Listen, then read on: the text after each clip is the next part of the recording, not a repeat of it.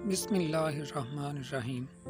ہمارے قریب کے دیہات کا ایک واقعہ ہے۔ ایک نوجوان جس کی تعلیم بھی نہیں تھی اور شکل بھی عام سی تھی، یعنی شکل بھی عام سی، عقل بھی عام سی اور تعلیم بھی نہیں تھی۔ اس کی ایک خوبصورت کزن تھی۔ اس نوجوان نے کہا، میں اپنی اسی کزن سے شادی کرنا چاہتا ہوں۔ چنانچہ ماں باپ نے بھی ادھر زور دیا۔ لڑکی والوں نے لڑکی سے پوچھا تو لڑکی نے تو شروع میں ہاں کر دی۔ نکاح ہو گیا، رخصتی بھی ہو گئی، لیکن جب وہ آ کر اس کے پاس رہی تو اب اسے پتہ چلا کہ یہ تو پکا جاہل ہے۔ وہ سوچ میں پڑ گئی کہ نہ عقل ہے نہ شکل ہے، زندگی کیسے گزرے گی۔ چنانچہ اس لڑکی نے دل ہی میں اس نوجوان کو ناپسند کرنا شروع کر دیا، مگر خاموش رہی۔ شادی کے 3-4 دن بعد عام طور پر دلہنیں اپنے ماں باپ کے گھر جاتی ہیں۔ یہ لڑکی بھی گھر گئی۔ اس کے دل میں یہ بات تھی کہ اب میں دوبارہ اس گھر میں کبھی نہ آؤں تو زیادہ اچھی بات ہوگی، مگر اسے ماں باپ کے سامنے بات کرنے کی جرأت نہیں ہو رہی تھی، کیونکہ ایک تو قریب کا رشتہ تھا اور دوسرا شروع میں ہاں بھی کر چکی تھی۔ دوسرے 2-4 دن بعد خاوند لینے کے لیے آ گیا۔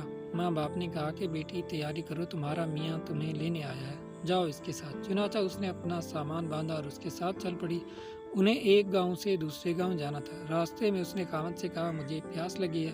قریب ہی ایک کنواں تھا۔ خاوند نے جا کر ایک طرف گٹھڑی رکھی اور کنویں کے ڈول کے ذریعے پانی بھرنے لگا۔ بیوی کے دل میں شیطان نے ایک ایسی بات ڈالی کہ اس نے پیچھے سے اپنے خاوند کو کنویں میں دھکا دے دیا۔ جب دھکا دیا تو خاوند کنویں میں جا گرا۔ اس نے دل میں سوچا کہ اب یہ مر کھپ جائے گا اور ہمیشہ کے لیے اس سے جان چھوٹ جائے گی۔ اب وہ واپس ماں باپ کے گھر چلی گئی اور اس نے ان کے پاس جا کر عورتوں والا مکر کیا۔ وہ روتی ہوئی گھر پہنچی۔ ماں باپ نے پوچھا کہ کیا ہوا؟ خاوند نے مجھے بٹھا کر کہیں چلا گیا۔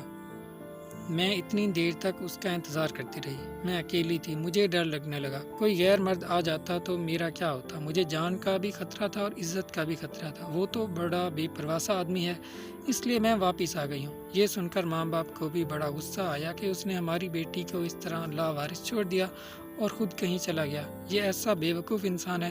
اب ادھر کی بات سنیں۔ جب خاوند پانی میں گرا تو جان بچانے کے لیے اس نے ہاتھ پاؤں مارے تو اس کا ہاتھ اس رسے پر پڑ گیا جس کے ساتھ ڈول بندھے ہوتے تھے۔ اس نے اس رسے کو مضبوطی سے پکڑ لیا اور ڈوبنے سے بچ گیا۔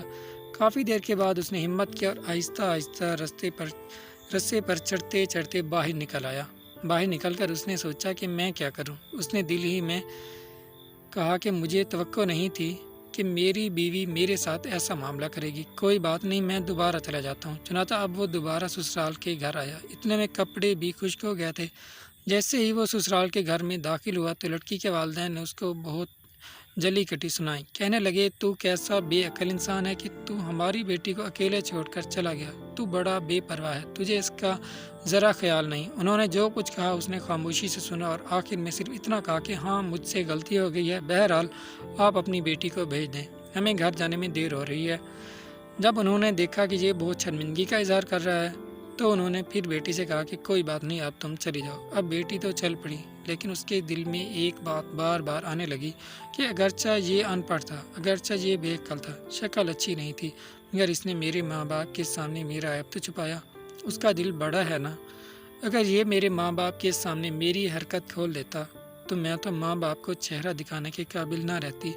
اس ایک بات پر اس لڑکی کے دل میں خاوند کی ایسی محبت پیدا ہوئی کہ اس نے اپنی بقیہ پوری زندگی اپنے خاوند کی محبت میں گزار دی۔